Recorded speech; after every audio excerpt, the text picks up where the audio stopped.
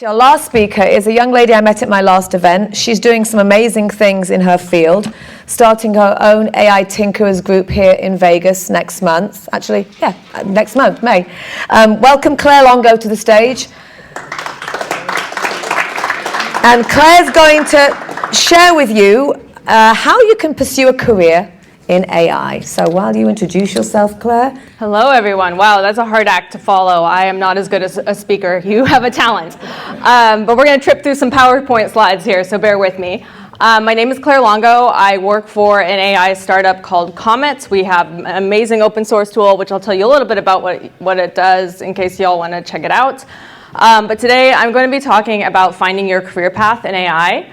I guess I want to open with some questions. How many of you folks work in AI or machine learning, data science?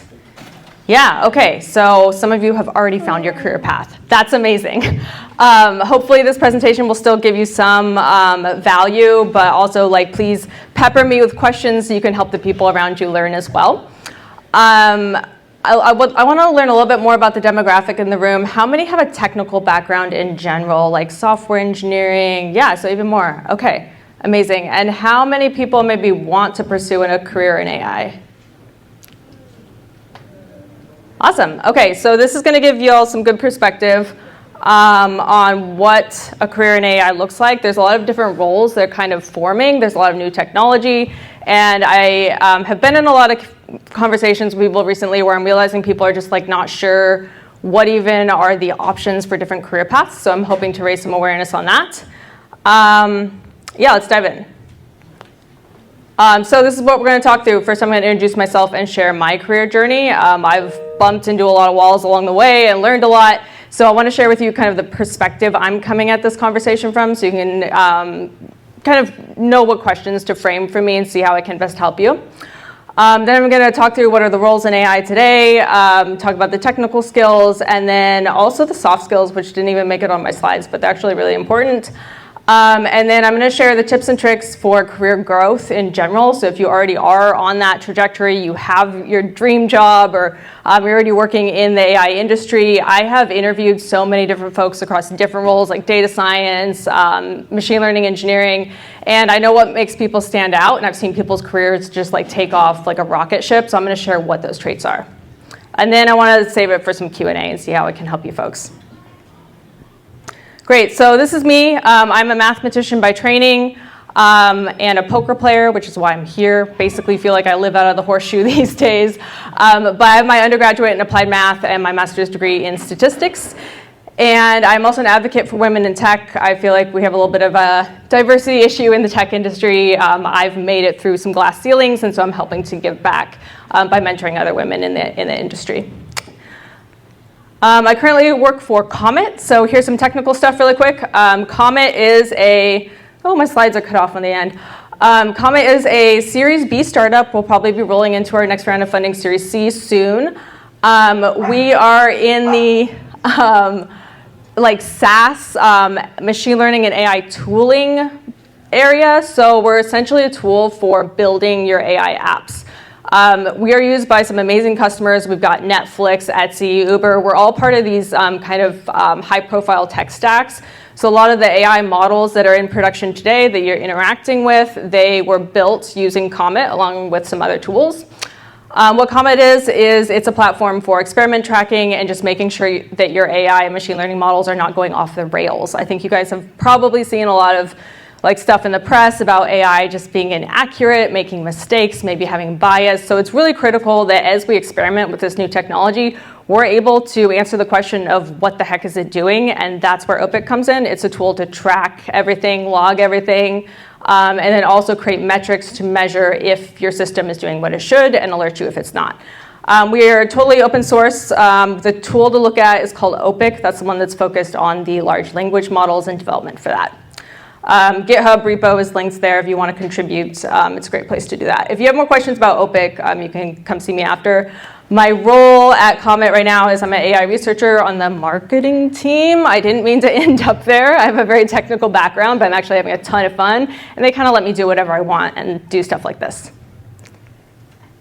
Okay, so I have a lot of side hustles as well. I advise local startups if you're starting a business and want to know how to properly implement AI, not sure if your idea is technically feasible, things like that. I'm getting involved there.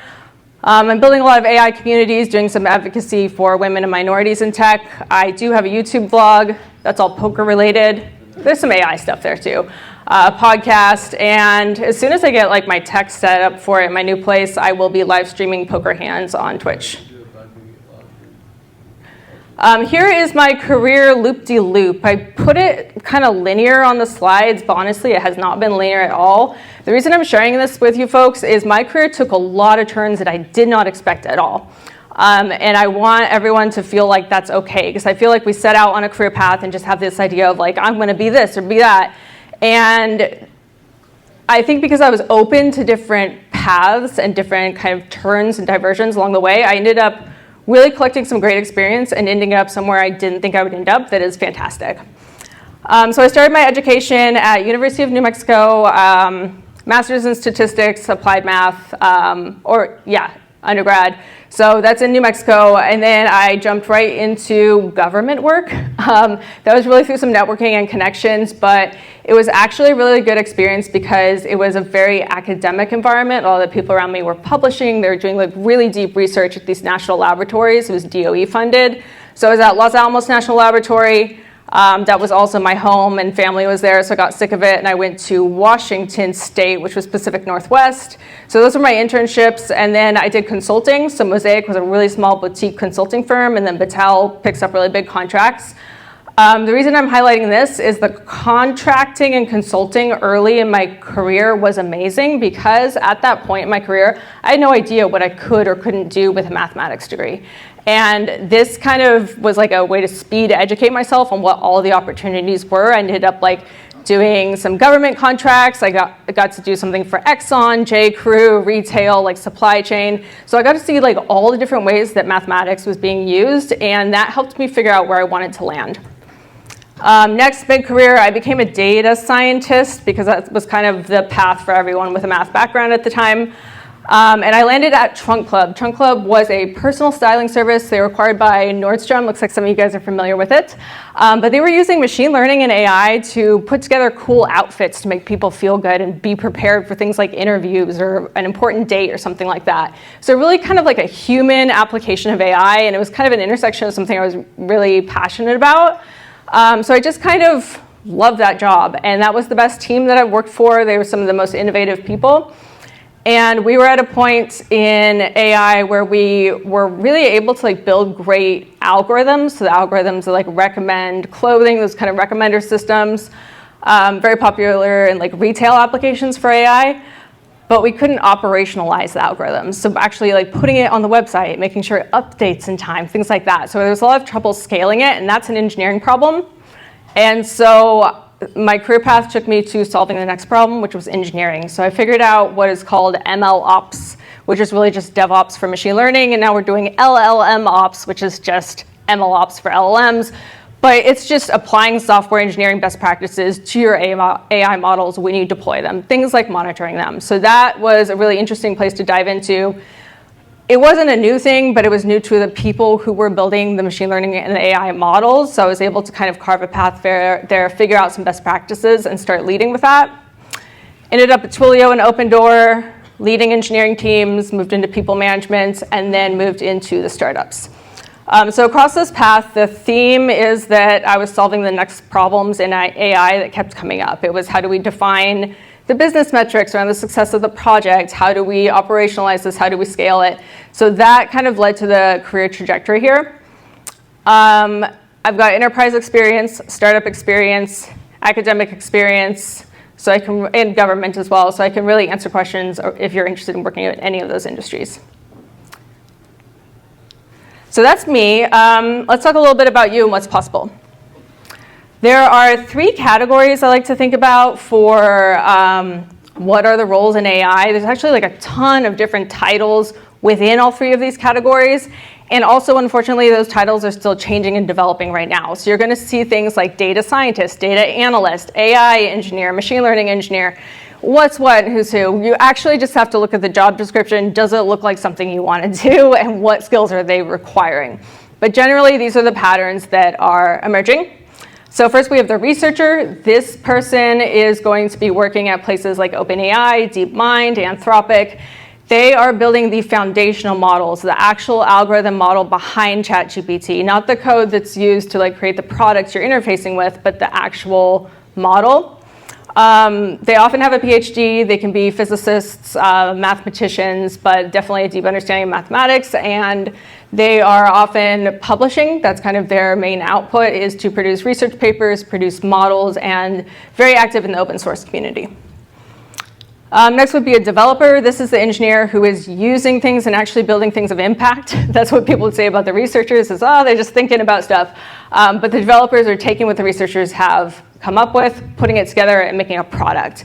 So if you want to build an app that works and actually does something that drives business value, they're able to tinker with a lot of the tools, like APIs, that kind of thing, put something together that works really quickly.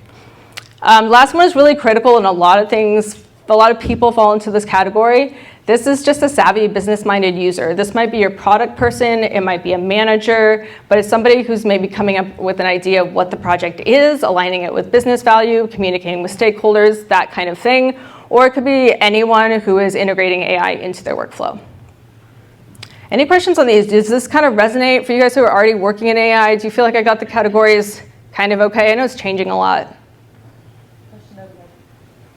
Yes? I was saying yes. Resonates? Which one are you? I'm kind of in the middle, but I'm also doing it as a business.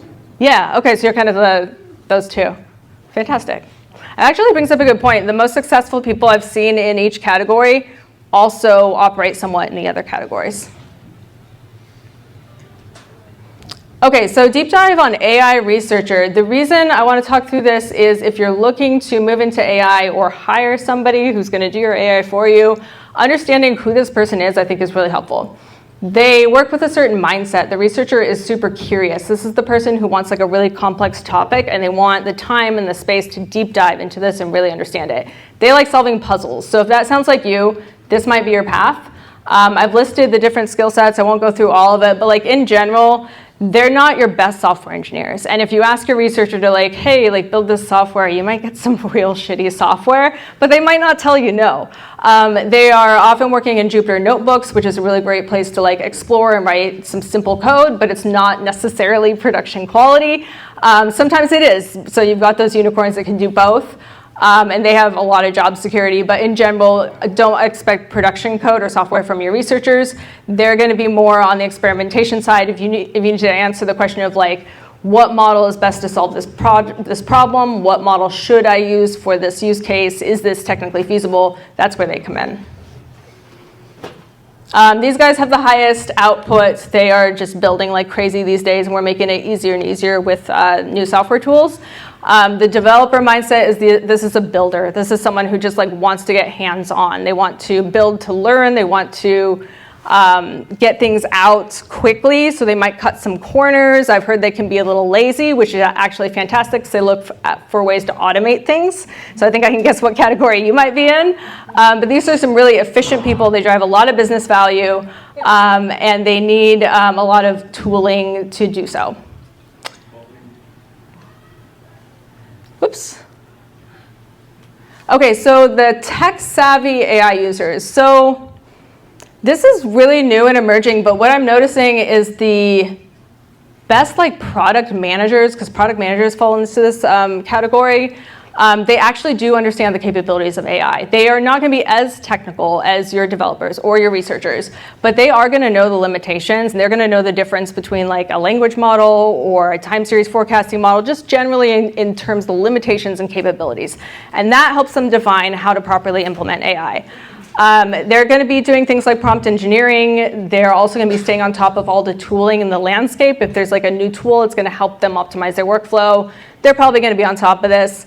This is someone who really likes to be on the forefront of new trends, a very kind of innovative person. Okay, so now I'm going to dive into the tips and tricks that I've seen really help rocket ship people's careers.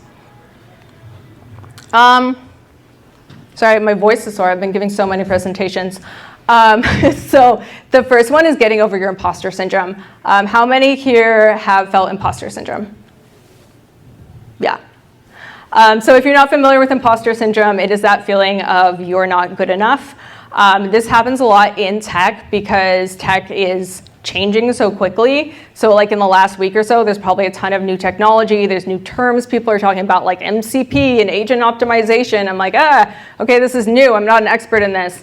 And it's common for people to have this feeling of like, if I'm not an expert, I can't contribute, I can't deliver, I shouldn't even apply for this job. So people will start to kind of hold themselves back, but that's actually the opposite of what we need. This is an emerging industry, and we just need to grow with it, not be experts and then enter it. So what I really encourage people to do is just be that kind of lifelong learner, embrace the imposter syndrome. It's really more about learning on the job and being willing to just try stuff out. So if you struggle with imposter syndrome, this is something I've done other talks about and have written a blog post on. So if you want to talk more, find me after.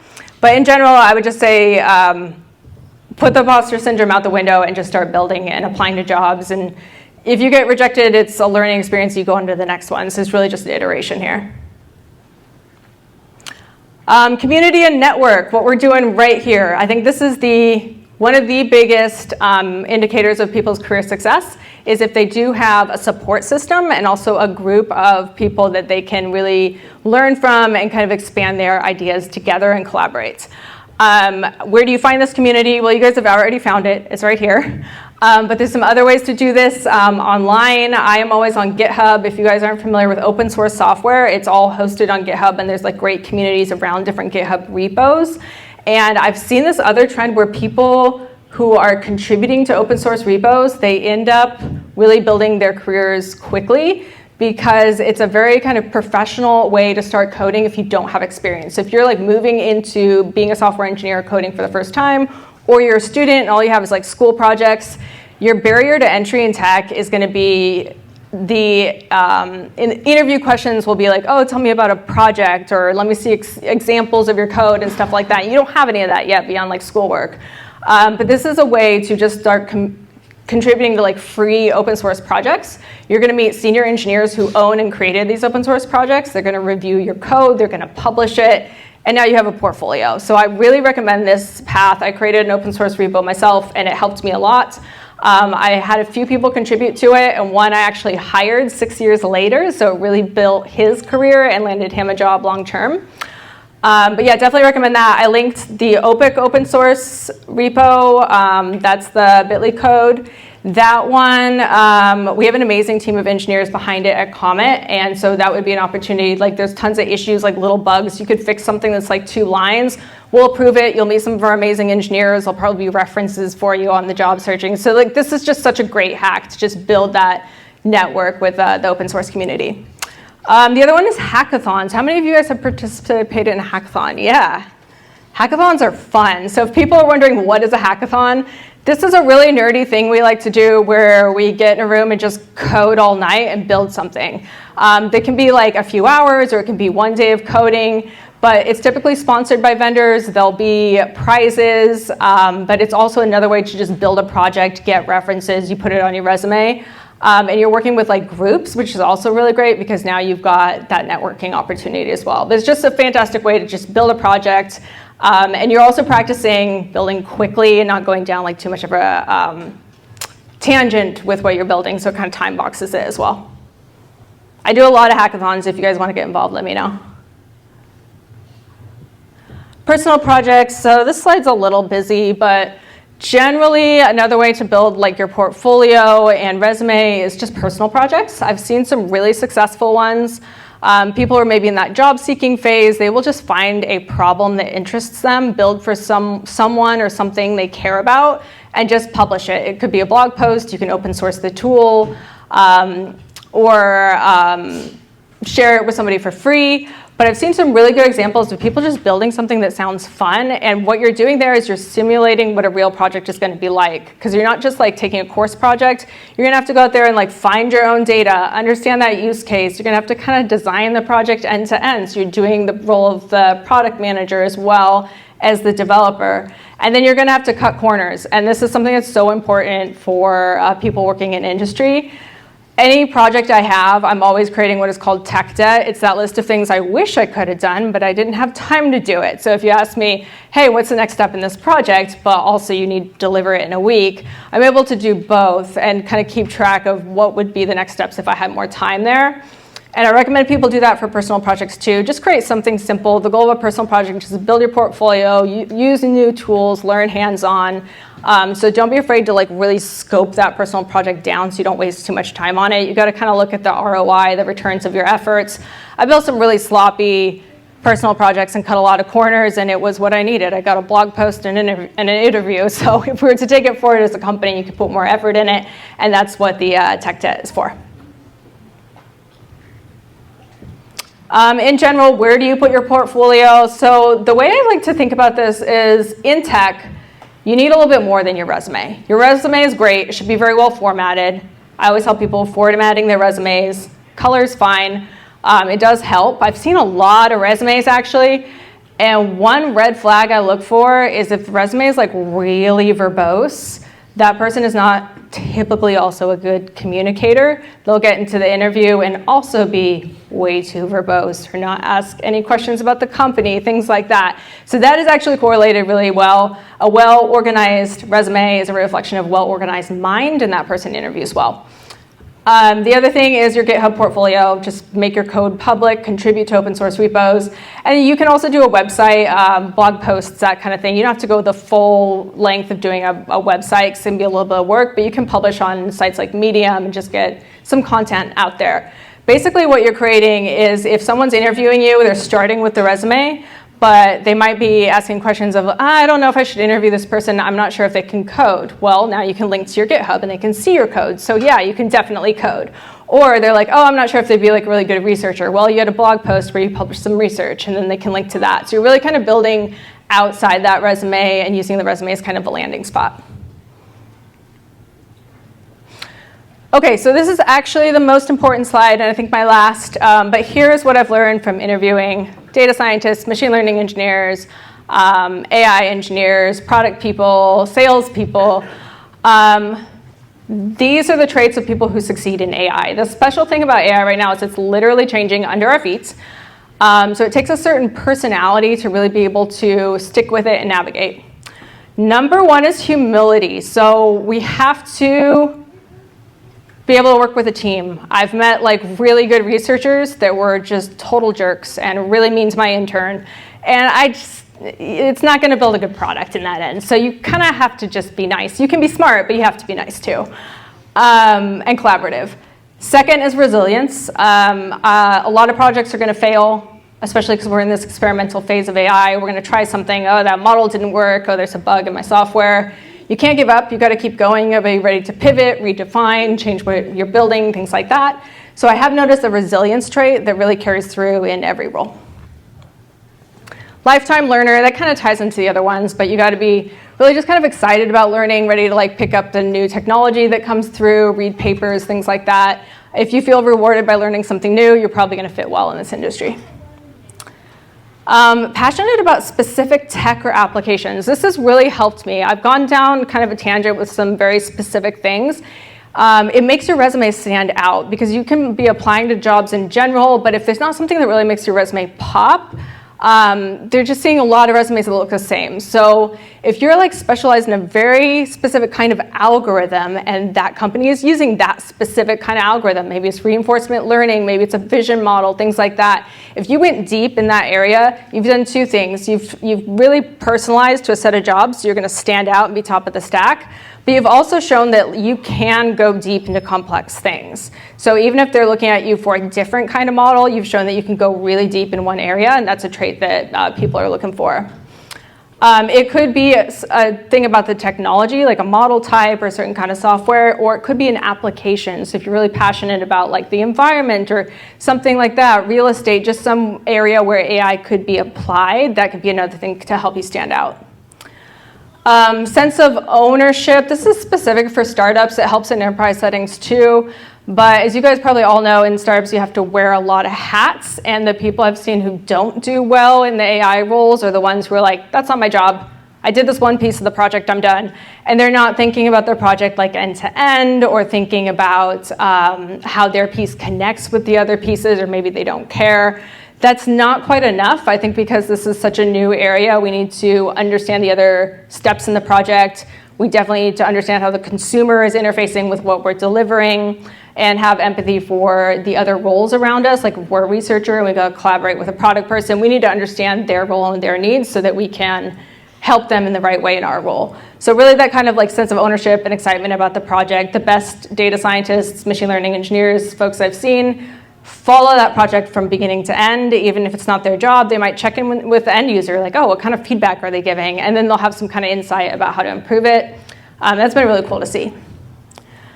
I do think math matters. You don't have to be a math expert, but if you're going to be in the developer or researcher category, the big mistake everyone is making in AI today is you're using the wrong model for the job. So the LLM, I see some nods, you guys have seen this. The LLM, it's an NLP model, it's a language model, it's really good at language-based tasks. It is designed for that. If you throw it at a math problem, or if you use like a vision model for a text problem, like it just doesn't work. And so I think understanding the basic structure of the algorithm will help you anticipate where it should and shouldn't be applied. And it also helps you anticipate what could possibly go wrong with it if you do use it in these different contexts, so you know what to protect against. So really some light mathematics. I would say the two categories, if you do want to go that deep into it, would be probability and linear algebra. Second to last one is an eye for quality. This is actually something I don't have, so knowing my own weakness, I've surrounded myself with people who do have it. I will slop through a project and be like, okay, on to the next, and there's like misspellings and typos and all that stuff. But I have noticed with software engineers specifically, that eye for quality and really caring about it has helped the project succeed. Specifically with software engineers, they're thinking about testing things properly as they're iterating, and that has definitely helped them in their careers. So it's definitely a trait that I'm looking for when I'm hiring. And the last of all is a business sense in general. For anyone in these roles, thinking about how the AI is actually impacting the business and being able to communicate that both up and down and to stakeholders and customers is really critical. And it's really like position projects for success, and then looks great on your resume as well, because you can actually put like business KPIs of like, oh, I increased this business metric by like X%, and that is definitely a win on your resume. Cool, that is all I had. I hope that was helpful to you guys. I am open for questions.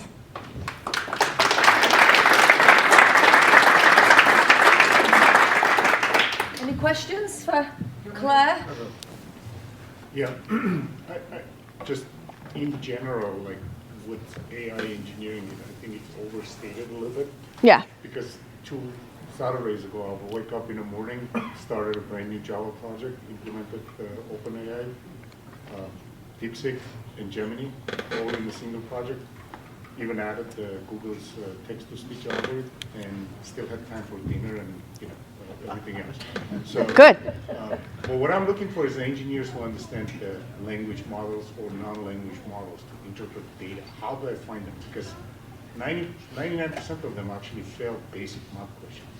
Like, explaining vector space, conservative vector space, that kind of stuff. So how do you filter out? Like, what you do during the interview process to filter out if somebody is actually playing who they are, or because in order to understand non-language, language model, whatever you want to call it, you have to know math. Yeah. And if your excuse is, I forgot, I haven't been in college for a long time, I just want to know your experience. Like, how do you? It's a fantastic question. So he's asking, how do you, in the interview process, really identify if the person does understand the foundational mathematics of the models they're implementing? I do have a coding exam. I've done a lot of coding exams, but there's one specifically that I liked, because with your comment of like, oh, maybe they did the linear algebra like 10 years ago and they forgot it. Like, that does happen. It doesn't mean they didn't do it. So this one's really good. I asked them, this is scary, I don't want to put anyone off, but I asked them to hand code linear regression by hand in Python. And so you're essentially kind of deriving the linear regression equation, and you're allowed to Google. So I'm following their thought process as they're like, oh yeah, I remember linear regression. Okay, like it relates this way. Okay, I think I'm gonna use like an NumPy array to implement that. And so now it's a dot product. So you see them like thinking through it. So even if it was like a course 10 years ago and they forgot it, they're gonna remember because they're trying to engineer it from the ground up there. And in that test, I didn't learn if like they've memorized all of mathematics. I learned if they can remember their mathematics under pressure. And then I felt confident that if I put a new algorithm in front of them, they would figure it out. Okay. Yeah, good question. What is your new meetup that you're doing? Oh, yes. So I have a meetup next week. It's called AI Tinkerers. It's going to be at the WeWorks on Town Square at 5 p.m. on May 8th. This is a really technical group where people are building projects and coding, and they're going to do live demos of their projects. So we're going to get to see some code, some working apps, maybe some unfinished stuff. So it's a really collaborative environment. There'll be pizza, and there'll be a ton of fun. So that is next week. But can you spectate that? Can you like just come and watch? Oh, absolutely. Yes. Okay. Yes, absolutely. There's going to be like a lot of code and that kind of stuff. So for folks who don't have a background in that, it's actually a great way for you to just like see what that world is. And maybe if you do want to move into it, it can be inspiring. Yeah? Maybe you could either or. What important truth do very few people agree with you on? Or what AI research are you most stoked about to bring to the next part? I love this question. I am so stoked about reinforcement learning. It is just the most beautiful mathematical paradigm out there. It's been around for a while, and we're just figuring out like, oh, we could apply this to a large language model, and now everyone's talking about it. So it like made its way into the LLM buzz right now. But it really is the most elegant mathematical framework because you can use it to define just the environment that we're in. And once you have a mathematical definition of something, you can optimize it. And once you have that mathematical definition, you can also measure breaking points on it. So I think the problem with like LLMs today is like we can't really measure if it's good or bad. That's where OPIC is like trying to help and Comet. But if it's just a prompt and then it outputs like poetry or something, is that good or bad poetry? That's very hard to evaluate. But with reinforcement learning, like you're just defining an equation of like, this is what I'm trying to optimize, and then you can pull levers on it and control it. Cool. Thank you. Yeah.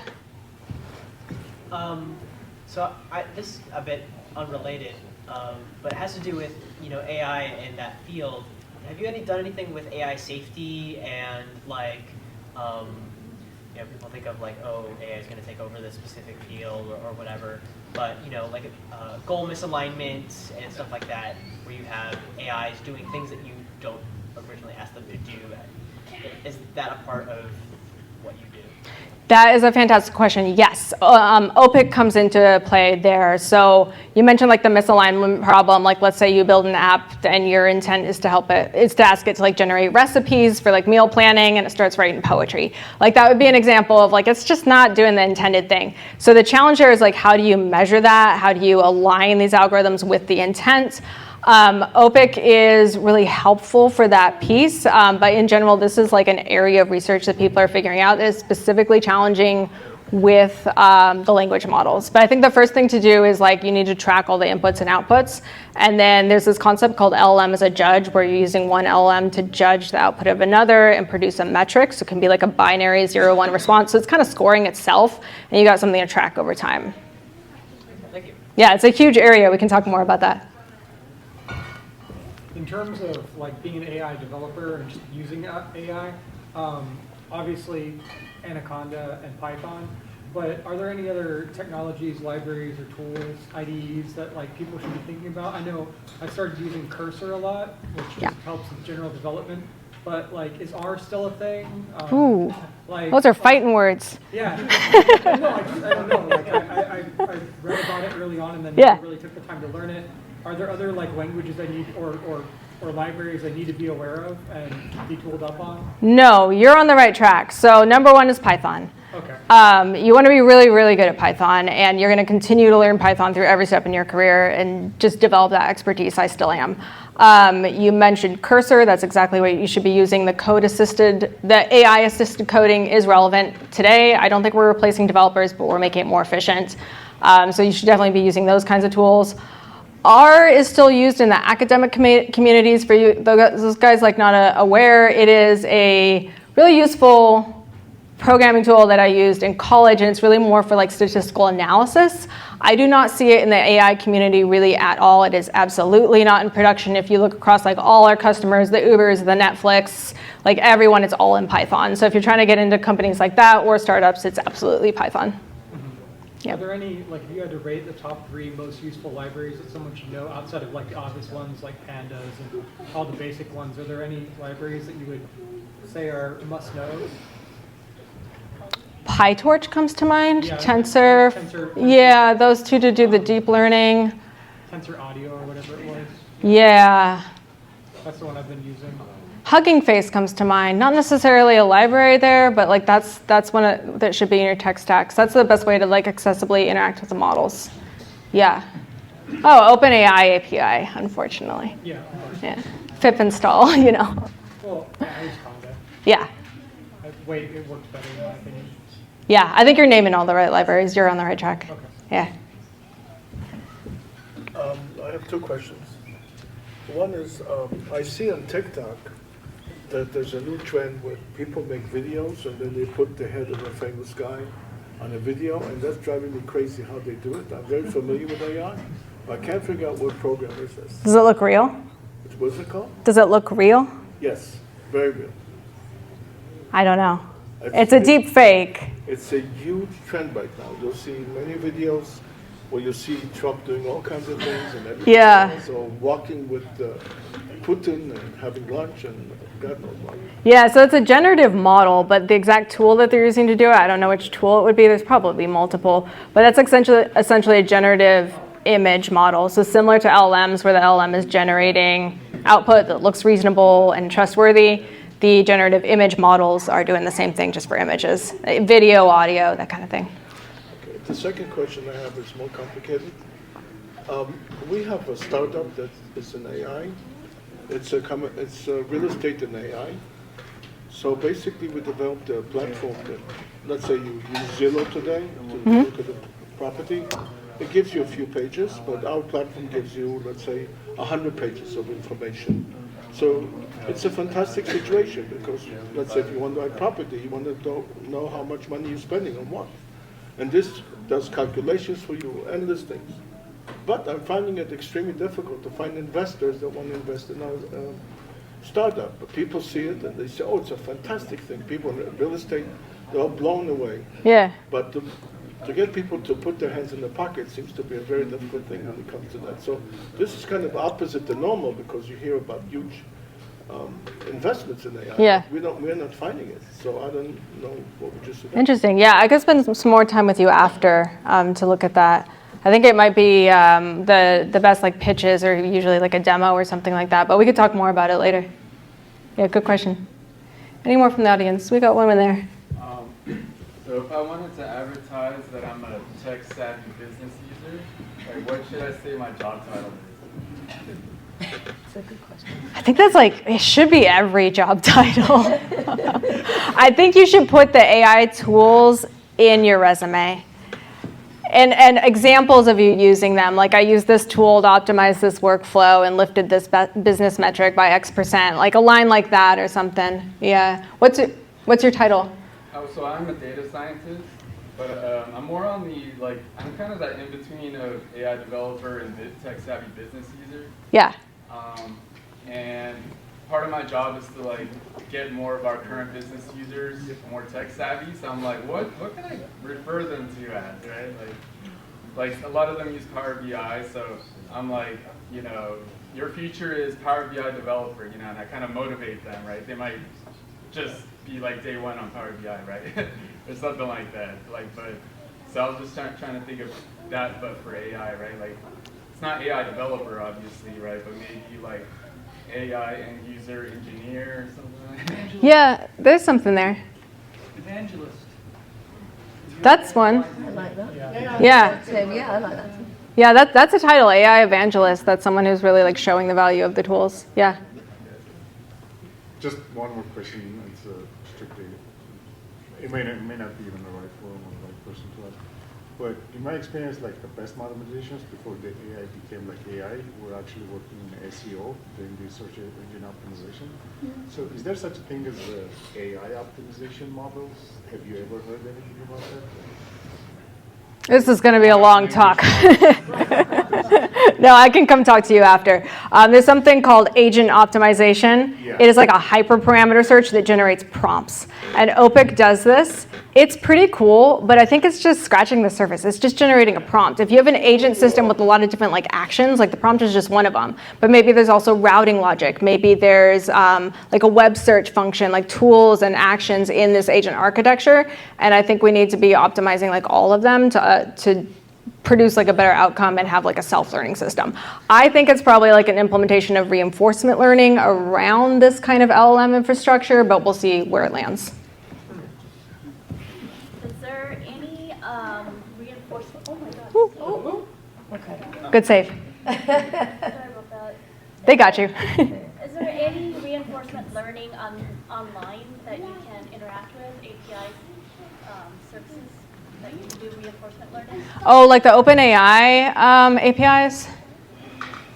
Like kind of interacting with like the...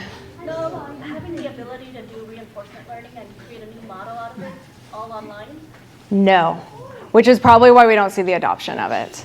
It's more of like, oh, I'm going to code up the system. So it's going to take like a researcher or a developer to really get that hands-on.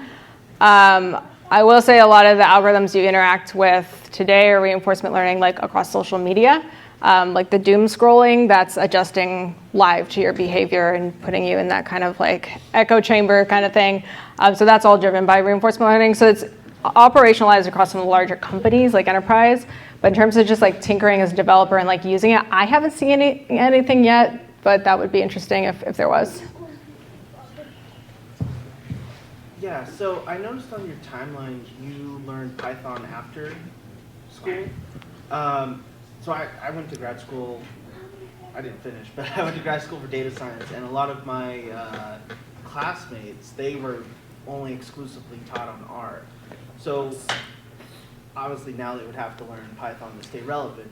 But I'm kind of curious, do you think it's, when you are in school, do you think it's worth it to learn Python while in there, or is it better to get the degree first and then self-teach yourself Python later? Yeah, so I learned R in school as well, and I think knowing R helped me learn Python because at least I knew one language, so then it was easier to go learn the next one because I just understood how coding worked. So that learning path is not too hard. In general, I hope they're teaching Python in the schools. I don't think they are all the time. That's more of like a very modern degree program. So I think in general, I guess I'll say this, like what I learned in school is just like a list of topics that I'm then going to actually learn when I apply them on the job. So I knew like what is linear algebra at a high level, and then it's like, oh, okay, now I'm trying to understand this deep learning architecture and I'll like apply it to a recommender system. Now I'm using my linear algebra and I'm actually remembering it. So it's not really actually that important if you learn it in school, just like get the list of topics and get the degree and go get the job, and you're just gonna learn on the job. Yeah. Okay, excellent. All right. Thank you, Claire. Thank you all. That was amazing. And you can see it, or you can scan the little QR code over on that side there and get all the information. Claire Longo, thank you.